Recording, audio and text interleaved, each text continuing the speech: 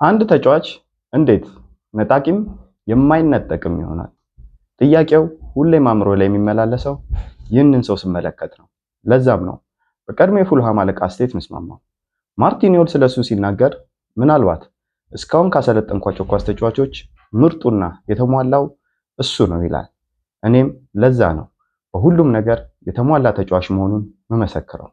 ኳሱ ተቃራኒ ተጫዋች እግር ስር ከሆነ እንዴት አድርጎ መቀበል እንዳለበት ያውቃል። እሱ እግር ስር ከሆነች ግን አይደለም ለመንጠቅ ኳሷን ለመመልከት እንኳን የሱ ፍቃድ ያስፈልጋል። እግር ኳስ ተጫዋችነት አጀማመሩ በመስመር ተጫዋችነት ቢሆንም በተለይ ከ2011 በኋላ ያሉ ዓመታት ላይ በመሃል ሜዳ በሚገኙ ሌሎች ሚናዎች ላይ በምርጥ ሁኔታ ተጫውቷል። በቴክኒክ ብቃታቸው ከላቁ ተጫዋቾች ተርታ የሱን ስም አለማግኘት አይቻልም። በቶተንሃም የሱ ባልደረባ የነበረው ጀርሜን ጄናስ ይህንን ቤልጂየማዊ በጣም ጥሩ ቴክኒካል ያለው ተጫዋች ነው፣ ኳስ እኮ እሱ እግር ስር ትገባ እኛ ፈዘን መመልከት ብቻ ነበር ምርጫችን ሲል ይገልጸዋል። ይነጥቃል፣ የተቃራኒ እንቅስቃሴን ያቋርጣል፣ ኳስ ያደራጃል፣ ለቡድን አጋሮቹ ምቾት ይፈጥራል።